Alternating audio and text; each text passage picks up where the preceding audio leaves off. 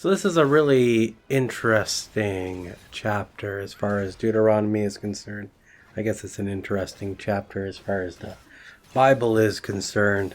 It relays the blessings that Israel is to receive when they are in obedience, but it also lists many different types of curses that they will receive if they are disobedient to the Lord. And some of these curses are quite unique. And afterwards, after Israel's doing its own thing and it becomes disobedient, we get to see the fulfillment of those curses that God has laid out for the Israelites here at this point in time. So it's kind of prophetic that way, prophesying the future of Israel in those times when they are disobedient. This chapter is also a continuation on what we were looking at in the previous one when it came to the people standing on the mountains. Deuteronomy 28:1.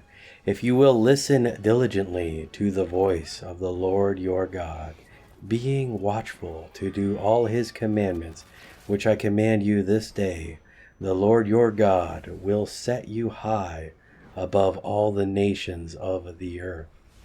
So the first verse here sounds almost like a warning to the people of Israel for them to watch their conduct. But in many ways, it's not speaking to them directly, but to those that are their descendants.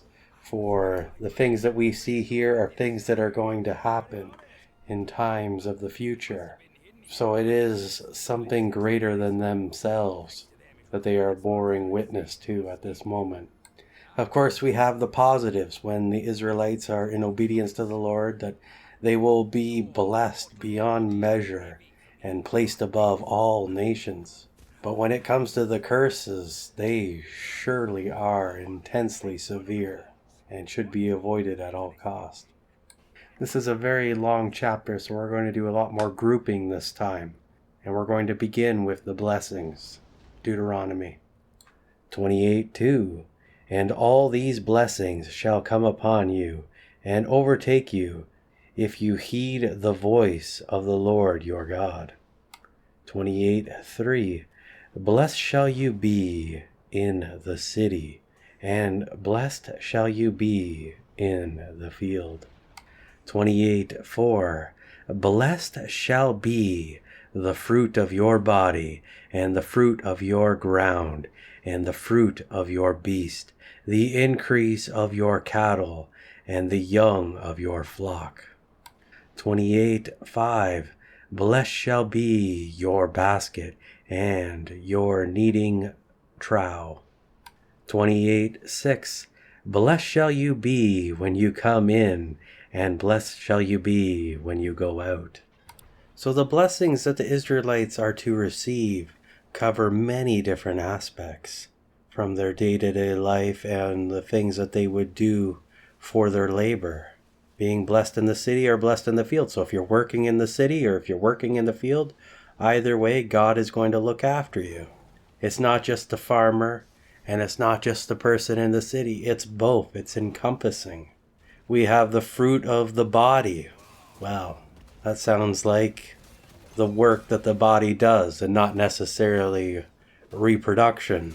We have the fruit of the ground, so the things that they would grow.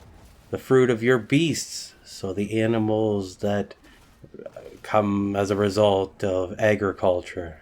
And then we have increasing amounts of cattle and the flocks, so that the animals would reproducing often and less animal mortality.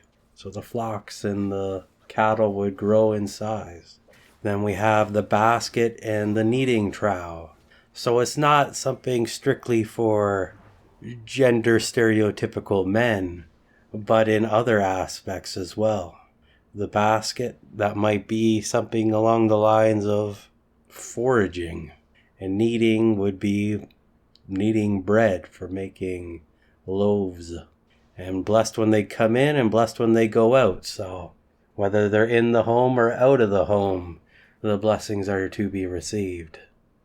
Deuteronomy 28:7. The Lord shall cause your enemies who rise up against you to be defeated.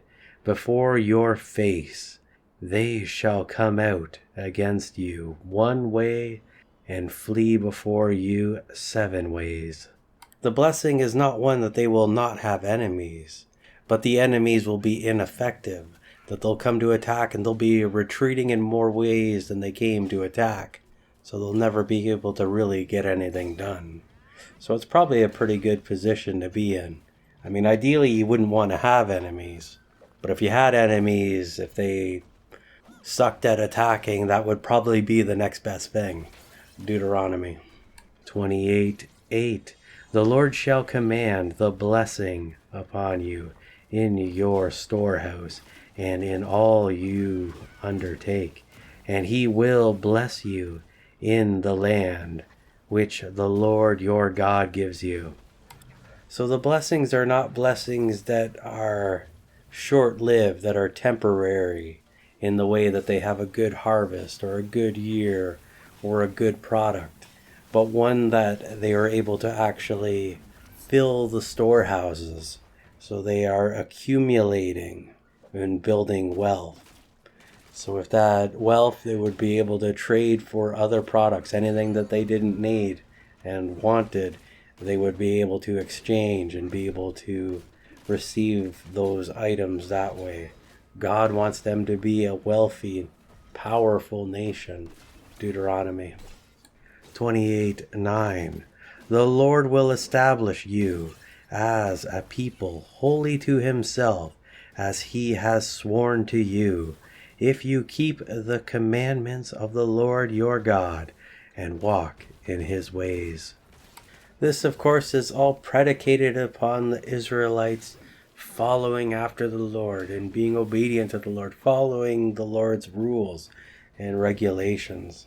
He wants to bless them, but they need to do their part and be his representative here on earth. Deuteronomy 28:10.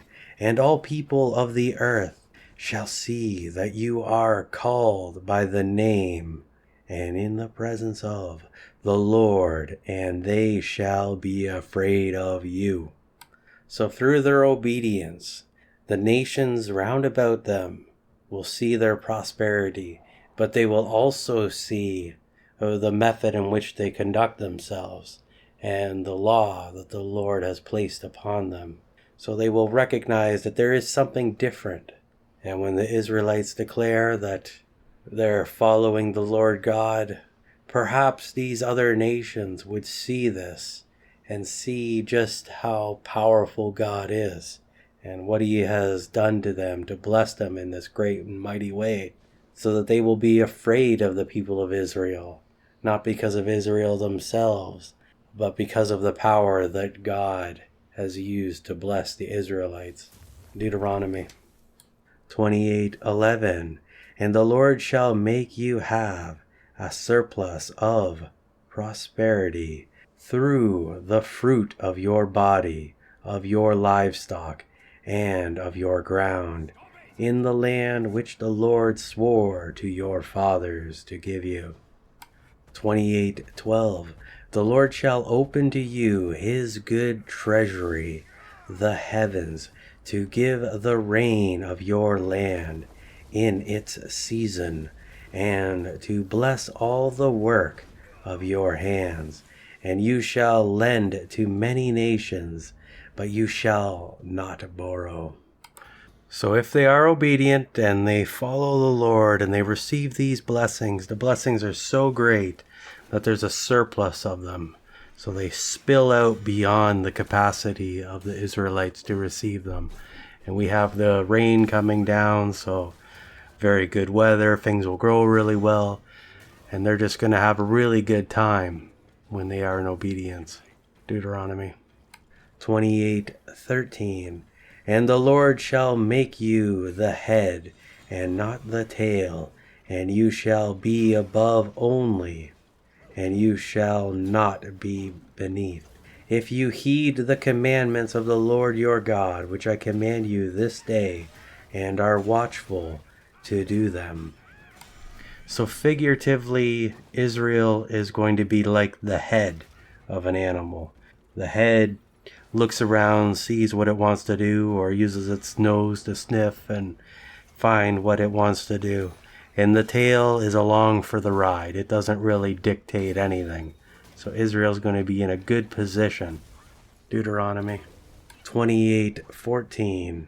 And you shall not turn aside from any of the words which I command you this day, to the right hand or to the left, to go after other gods to serve them. So as Israel has the autonomy to control the head, they're able to choose to accept the Lord and choose to follow after the Lord. They're not being forced to do this. They are doing it willingly. And by their obedience, they're able to focus and not turn away and serve other gods and serve idols and fall away from the Lord and do all this evil, wicked stuff. Deuteronomy 28:15. But if you will not obey the voice of the Lord your God, being watchful to do all his commandments and his statutes, which I command you this day, then all these curses shall come upon you and overtake you. So now we have seen the blessings, and they were quite fantastic. But now it's time to see the other side, the curses. Deuteronomy 28:16. Cursed shall you be in the city, and cursed shall you be in the field. Cursed shall be your basket and your kneading trough. 28:18. Cursed shall be the fruit of your body, of your land, of the increase of your cattle, and the young of your sheep. 28:19. Cursed shall you be when you come in, and cursed shall you be when you go out. So the curses here in this grouping sound very similar to the blessings that we saw previously, except for they are the opposite. So the Israelites will be cursed in everything that they do, and they will just have no luck with anything. Deuteronomy 28:20. The Lord shall send you curses, confusion, and rebuke in every enterprise to which you set your hand, until you are destroyed, perishing quickly because of the evil of your doings, by which you have forsaken me, Moses and God, as one. I'm sure everybody has had days where nothing has gone right. Everything that is attempted ends in ruin. Maybe it starts with spilling something while making breakfast, or burning something while making breakfast, then being late to work, or crashing the mode of transportation on the journey. Or maybe there's snow or ice and it's just unfortunate. And the whole day just spirals out with nothing really going very well. Those days when you come home and maybe it's a little bit chilly and you cry yourself to sleep. This is what the Israelites would be experiencing, but not just one bad day, but a series of them, maybe for years at a time, for entire generations of misery. That sounds pretty rough. And not only are they disappointing God with their actions, but Moses as well. Moses has gone through a lot to lead the people of Israel to where they are and where they're going. And he has fought God for them. He always tried to advocate on their behalf. Even though they did the wrong thing, he still pleaded with the Lord to have mercy on them, to give them another chance. And he even staked the Lord's reputation on this.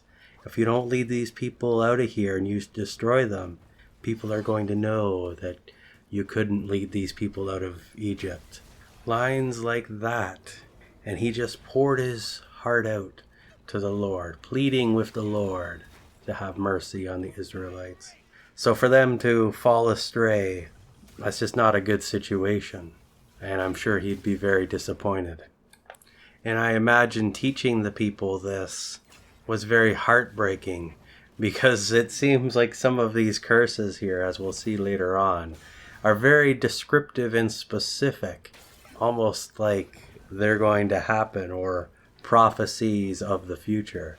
Deuteronomy 28:21. The Lord will make the pestilence cling to you until he has consumed you from the land into which you go to possess. So they are to be afflicted with a pestilence that clings to them. A pestilence, of course, is a contagious or infectious epidemic disease, such as the bubonic plague. But there are many other types of pestilence. Essentially, it is death. Death is going to follow them. Death by a sickness. In the second part, it refers to the land. Perhaps this is the land, the promised land, that as long as they are in the area, death is going to follow them around. But it could also be when they try to make lives for themselves outside the promised land, that death is still going to follow them around. And that's even more haunting. Well, I guess it's haunting either way, having death follow you around. So a very unpleasant thing. Deuteronomy 28:22. The Lord will smite you with consumption, with fever and inflammation, fiery heart, sword and drought, blasting and mildew. They shall pursue you until you perish.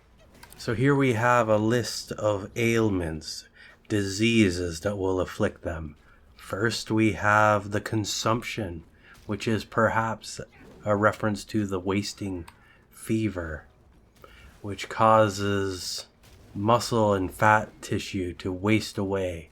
Despite being hungry and despite eating, a person will continue to lose weight until they wither away and die. Then we have fever and inflammation, perhaps a reference to malaria or typhoid fever. Then we have the fiery heat, which is perhaps a eczema, rashes that cause a burning sensation. And they would cover a large amount of the body, and they would be very hot feeling and very unpleasant.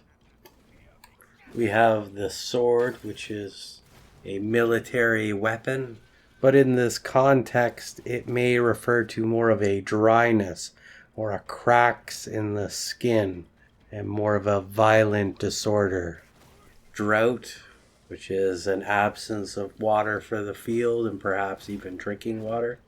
Blasting or blight, which is in reference to real hot weather or a scorching sun, perhaps coming in from the Arabian desert, and due to this intense heat, it causes the plants to wither, and it is very unpleasant and can be quite deadly as well. And then there is the mildew, which is a fungus, and it just kind of grows on things and can be very unpleasant and deadly and ruins a whole bunch of things. Deuteronomy 28:23. The heavens over your head shall be brass, and the earth under you shall be iron. The imagery here is quite extreme. We have the heavens above being like brass, so they're locked away, they are sealed. Brass is a holy metal, and God has sealed off the sky to prevent rainfall. And when it doesn't rain for a while, the ground gets harder and harder. So the ground gets as hard as iron because there has been no rain. Normally, if you don't have rain for a little while, you can dig down, get to the water table, maybe make a well and get some water. But in the event that it hasn't rained for a very long time, the soil is very hard and it's almost impossible to dig down to get any water to sustain oneself, let alone the irrigation that would be required to make plants grow and to have a field. So this would be a very unpleasant situation, one that would lead to mass starvation and death. from the lack of food. And when there's a lack of food, we also see pestilence everywhere. Everybody gets sick all the time. So this is not a very good position to be in. Deuteronomy 28:24. The Lord shall make the rain of your land, powdered soil and dust. From the heavens it shall come down upon you, until you are destroyed. So instead of getting rain of water, they are going to be getting a rain of dust and powder.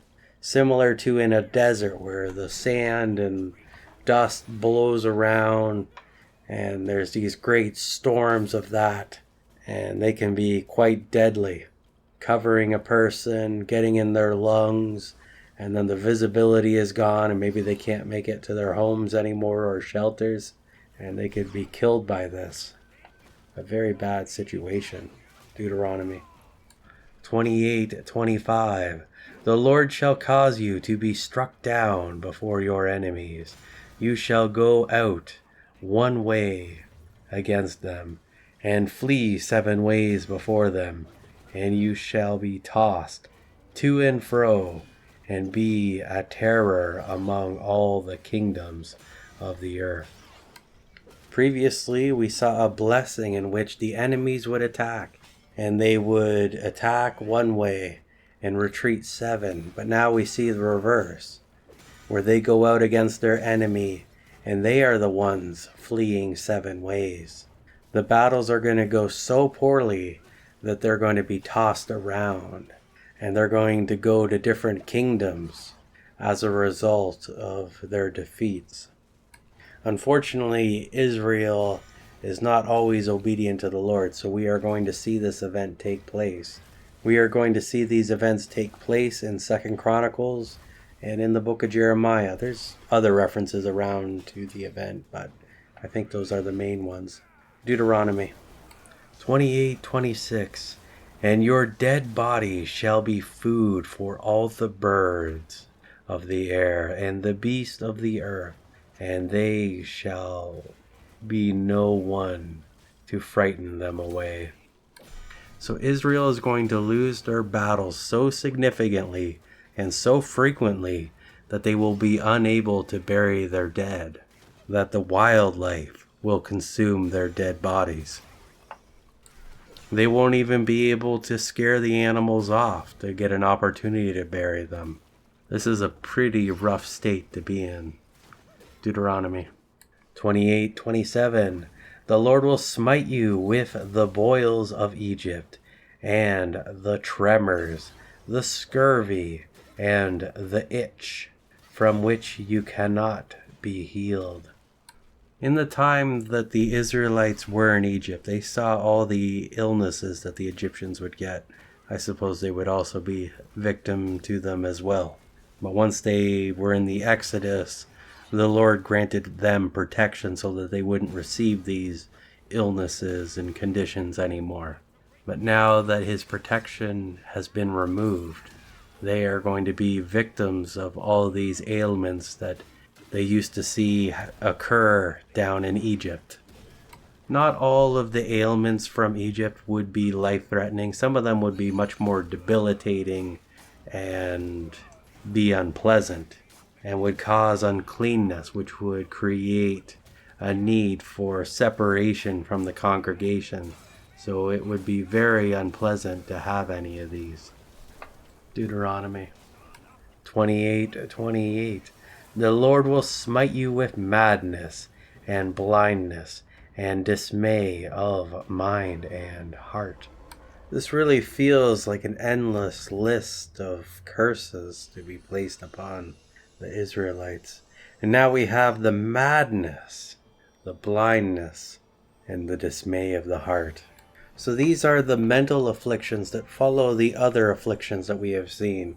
Due to the circumstance that the Israelites are going to be going through, they're not going to be able to function properly, and they're going to be acting in abnormal ways due to the high level of stress and terror placed upon them from these difficult circumstances.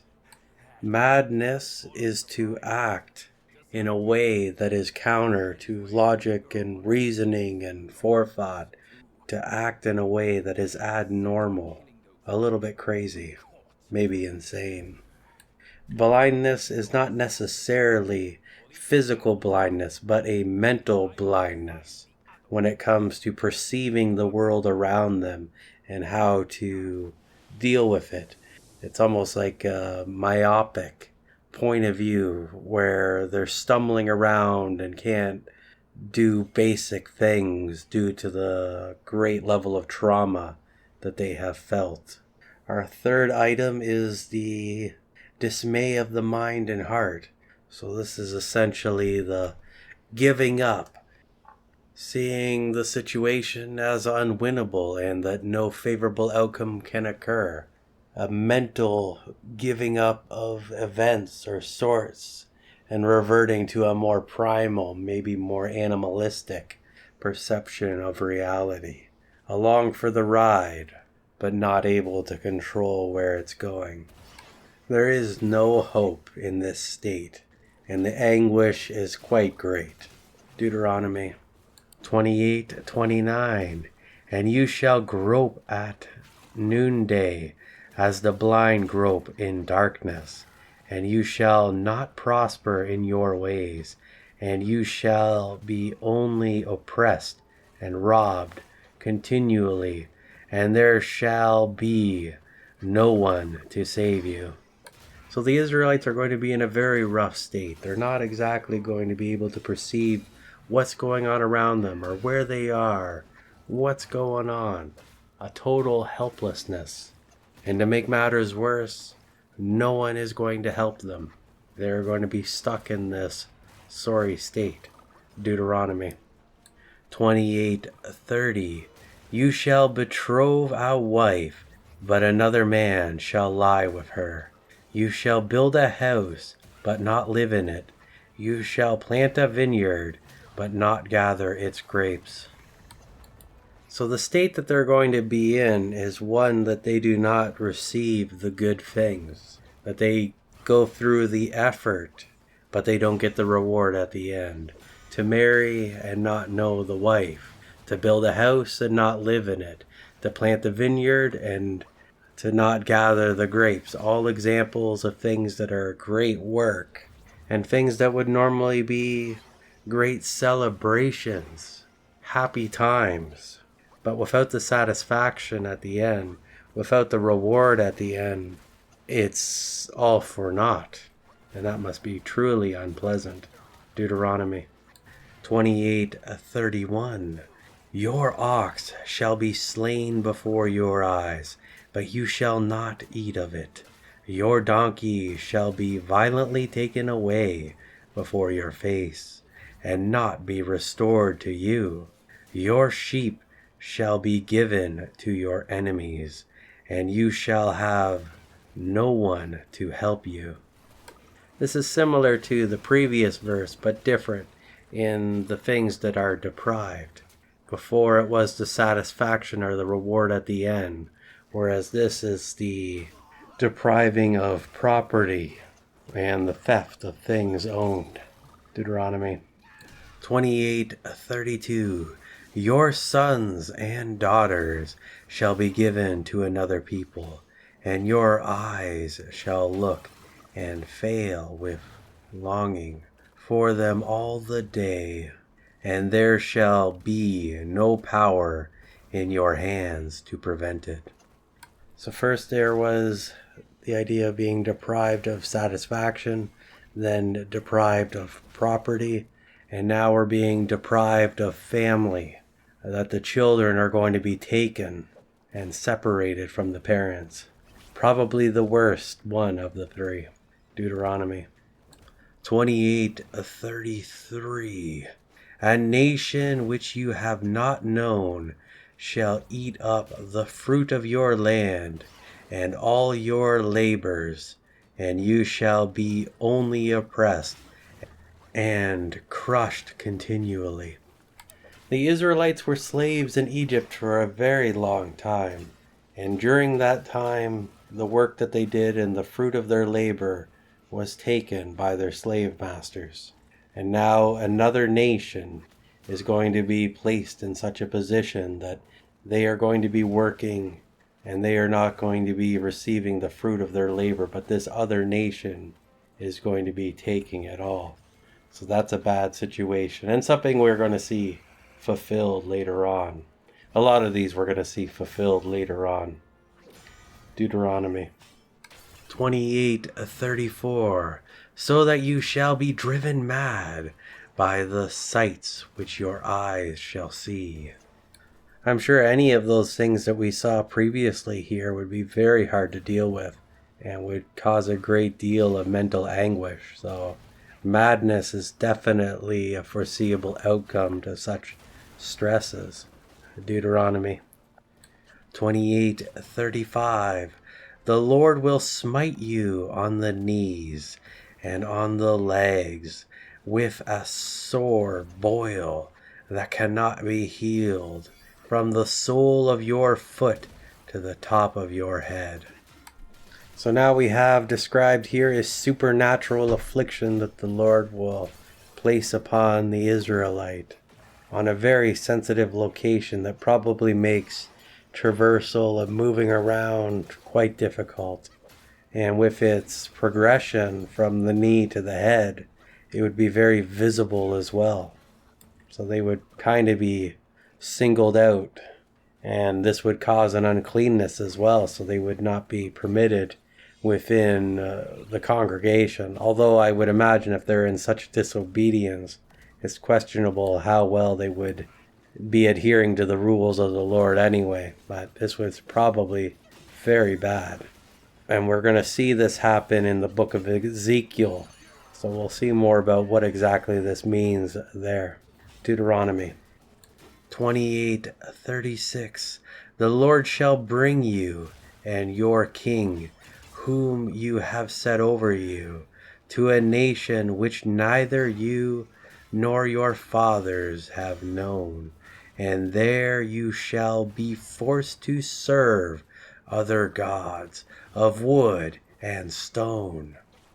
I've never really thought about it, but the book of Deuteronomy, in this chapter here specifically, is essentially telling us everything that's going to happen throughout the rest of the Old Testament. That's just wild. Yeah, we're going to see this event when it happens, and it's pretty interesting. We're going to see that in the 2 Kings and in the book of Daniel. The idea being, of course, that it's going to get so bad that the king of the Israelites is going to be dragged to a foreign country and forced to worship their idols. There's probably no lower position that could be described to the Israelites at this point in time. Deuteronomy 28:37, and you should become an amazement, a proverb, and a byword among all the people to which the Lord will lead you. The people of Israel are going to go through so much that all the nations around them are going to recognize them and associate things with their name. Perhaps it's not the name Israelite, but perhaps the other name, the Jew. And what kind of association is attached to that word, even to this day? Deuteronomy 28:38, you shall carry much seed out into the field, and shall gather little in, for the locusts shall consume it. So the locusts are essentially a form of grasshopper, and they are prone to a swarming behavior. And what that is when they reproduce at an accelerated rate.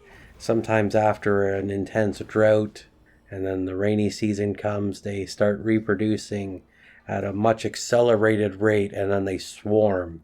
And instead of just being hundreds of them, there might be thousands or millions of them. And they just blot out the sun because there's so many.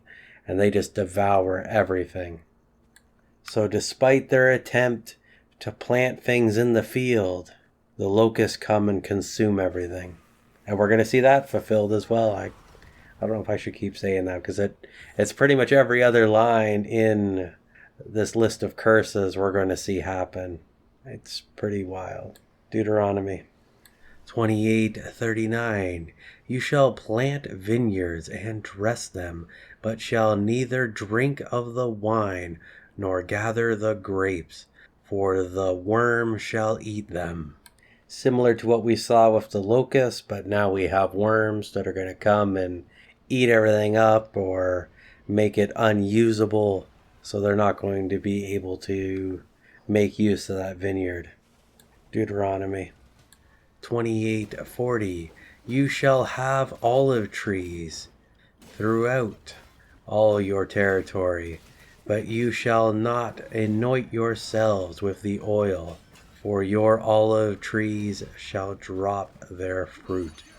So the fruit of the olive tree is rotting or spoiling, and they're not able to use it or collect it. Deuteronomy 28:41. You shall beget sons and daughters, but shall not enjoy them, for they shall go into captivity. So this is similar to what we saw previously, but it's phrased a little bit different. That's probably because of the way it's going to happen when this is fulfilled. But essentially, they're going to have children and never see them again. That they are going to be taken into captivity, essentially slaves to a foreign nation. Deuteronomy 28:42. All your trees and the fruit of your ground shall the locust possess. Locusts, for the most part, are normally herbivores, but when they begin swarming, they become opportunistic, and they will devour pretty much anything they can, even each other.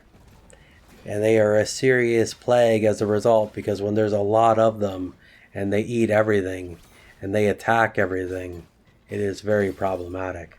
Deuteronomy 28:43.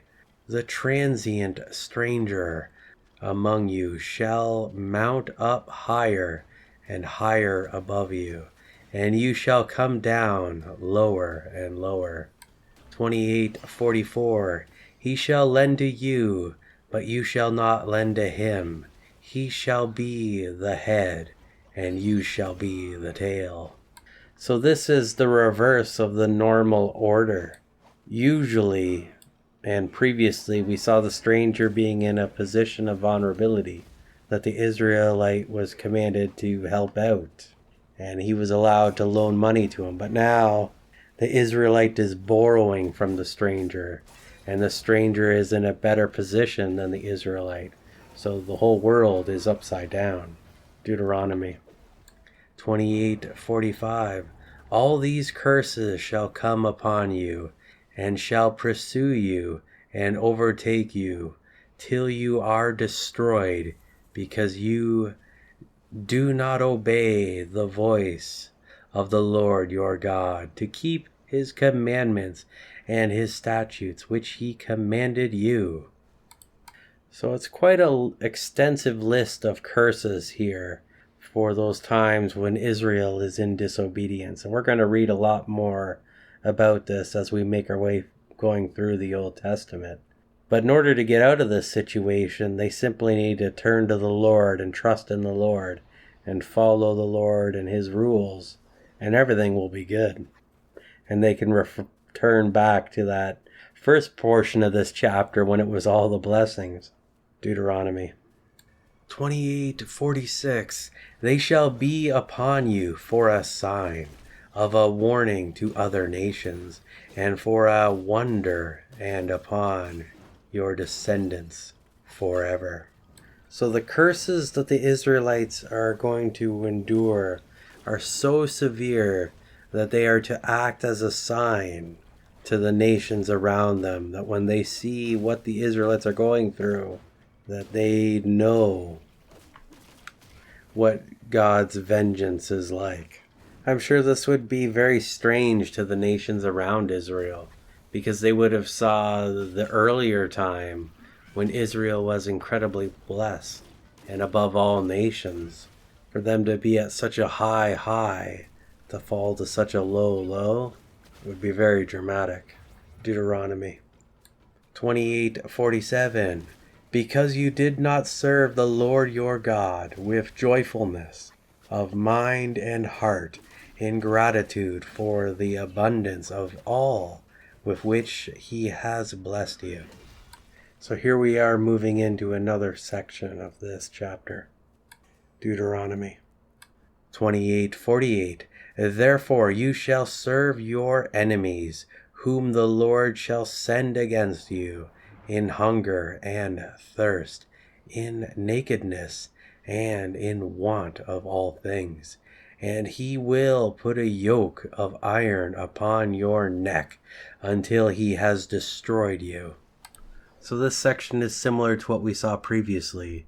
The people of Israel, they have lost their heart for the Lord. They're not serving the Lord anymore. So instead of serving the Lord, they're going to serve their enemies. And they're not going to be in a very happy state when they do. They're going to be hungry, thirsty, and naked. So deprived of all the essentials, and then thrown into harsh bondage. The type of bondage that leads to destruction. Deuteronomy 28:49. The Lord will bring a nation against you from afar, from the end of the earth, as swift as the eagle flies, a nation whose language you shall not understand. So the people of Israel are in disobedience, and the Lord is going to punish them. The Lord often does things in different ways. He doesn't seem to like doing the same thing twice. He always does everything in a unique and unexpected way. So he's sending in a nation that is far away from Israel to go into Israel to punish the Israelites. They won't understand the language of these people, but they are going to subjugate them. Deuteronomy 28:50. A nation of unyielding countenance, who will not regard the person of the old, or show favor to the young. It's almost like the Lord searches the world to find the worst people he possibly could to subjugate the Israelites. So he's bringing in these people, and they're not going to have any respect for the old or for the young. They're going to subjugate them all the same. A very high level of disrespect and an incredibly high level of cruelty. Deuteronomy 28:51.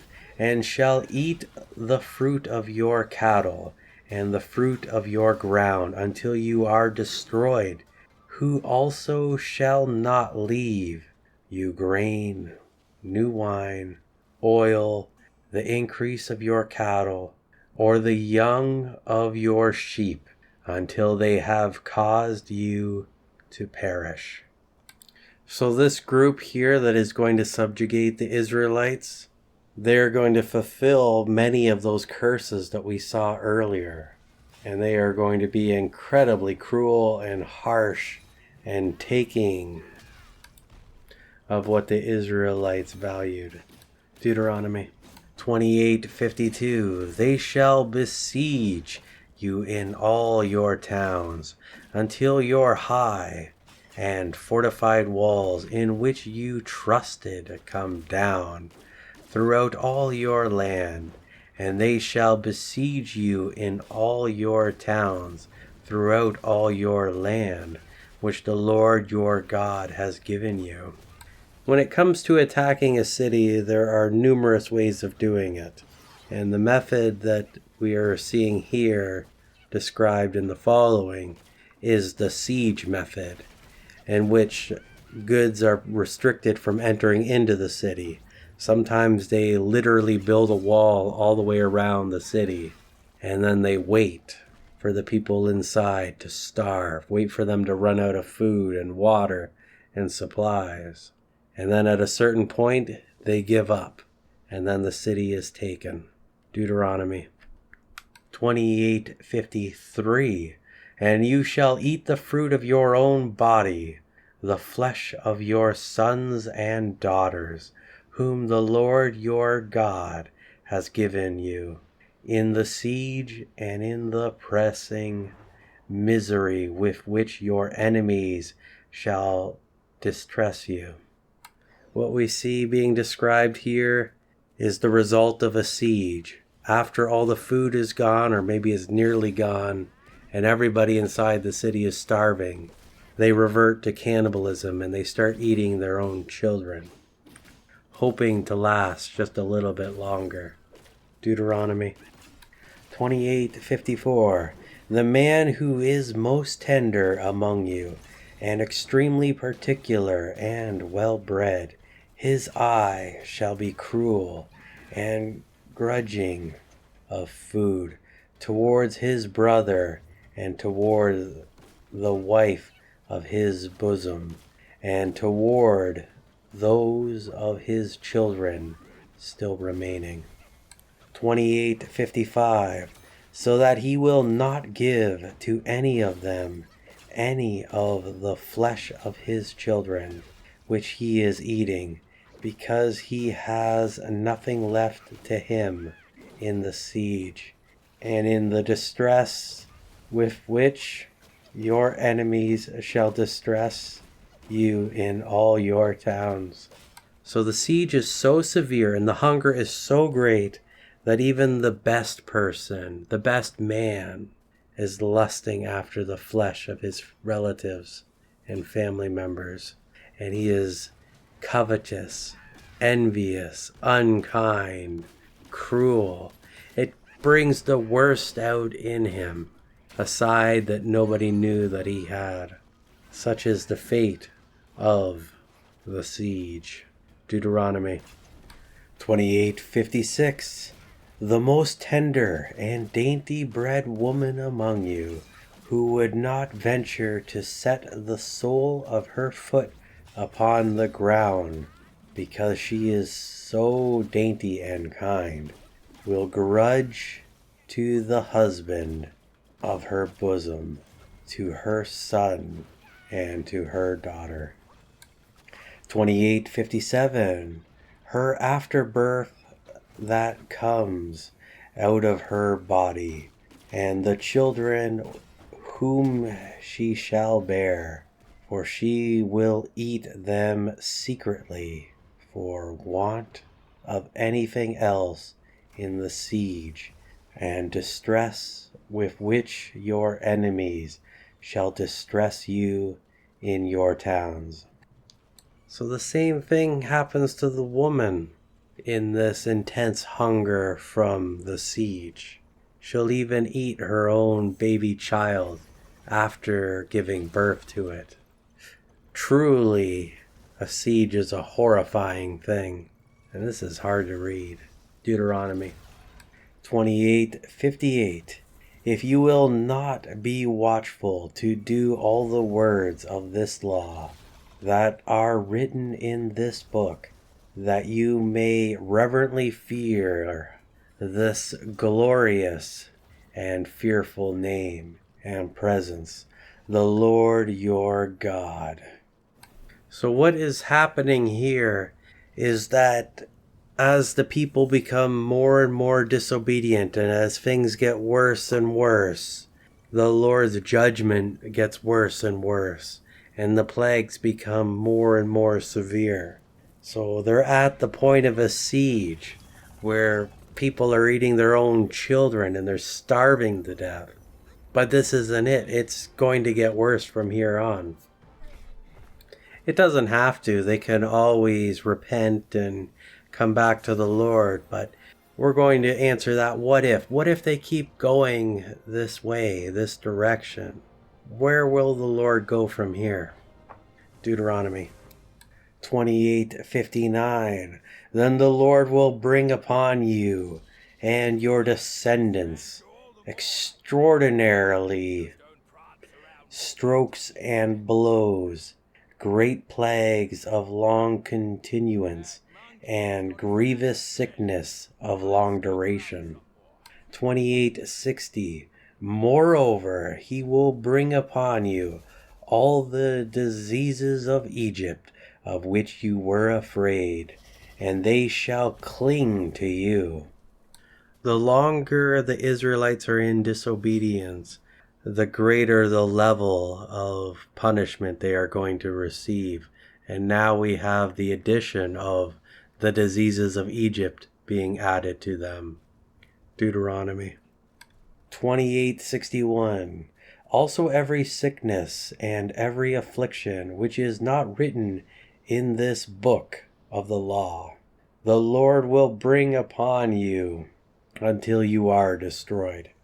So everything is going to continue to get worse, and there's going to be more sicknesses and illnesses and plagues that are not written of in the book that the Israelites are going to be inflicted with, to the point of the destruction of the Israelite.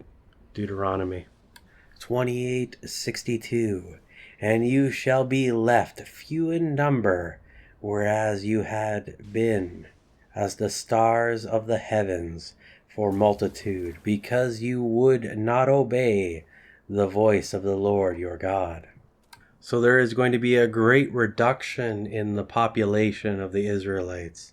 They are very numerous, but after such a severe punishment, few are going to be remaining. Deuteronomy 28:63.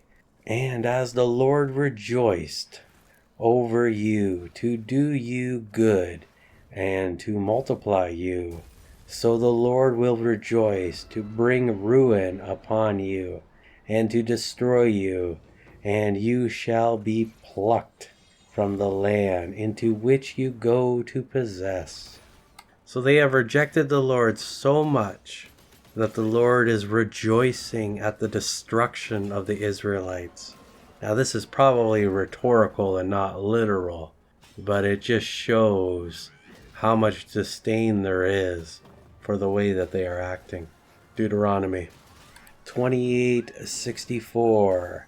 And the Lord shall scatter you among all peoples from one end of the earth to the other, and there you shall be forced to serve other gods of wood and stone, which neither you nor your fathers have known.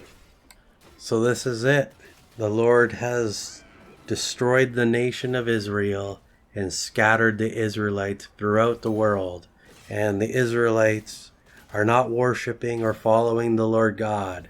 They are worshiping and following idols. This is probably the furthest they could get away from the Lord. And the worst part about this is that we are going to see this happen in the book of Daniel. Deuteronomy 28:65.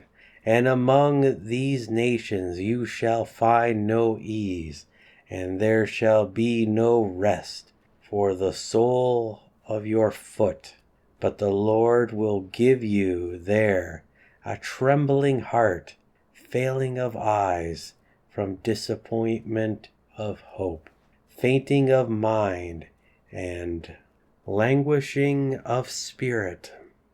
So even in this state of being in exile from the promised land, there's not going to be any rest. There's not going to be any comfort. They're going to be suffering the entire time, even in this foreign nation. Deuteronomy 28:66.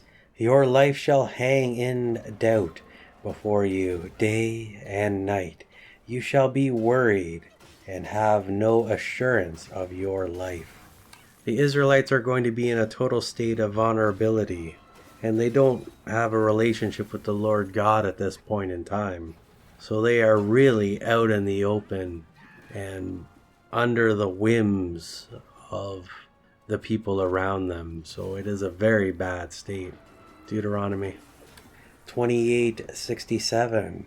In the morning you shall say, would that it were evening.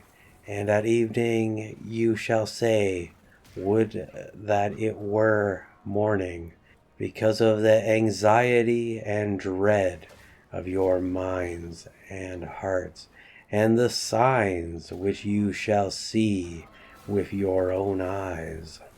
So they're going to be so depressed, they just want the days to fly by. that every moment of every day is misery. They want the day to be night, and they want the night to be day, and they want this year to be next year, and next year to be the year after. They just want their lives to be over in an accelerated rate because the misery that they face on the day to day, with nothing to live for and nothing to give them hope. A constant state of fear will envelop them. I'm sure they would be incredibly miserable at this point in time. That sounds pretty rough. But I guess it's also the state that a lot of people are living in as well. And that's unfortunate. Deuteronomy 28:68. And the Lord shall bring you into Egypt again with ships by the way, about which I say to you, you shall never see it again. And there you shall be sold to your enemies as bondsmen and bondswomen, but no man shall buy you. So it has gotten so bad that we're back at the start with the Israelites being sold into slavery in Egypt. Truly the worst outcome imaginable to them. Sold into slavery, but not being purchased as a slave. So being rejected as a slave.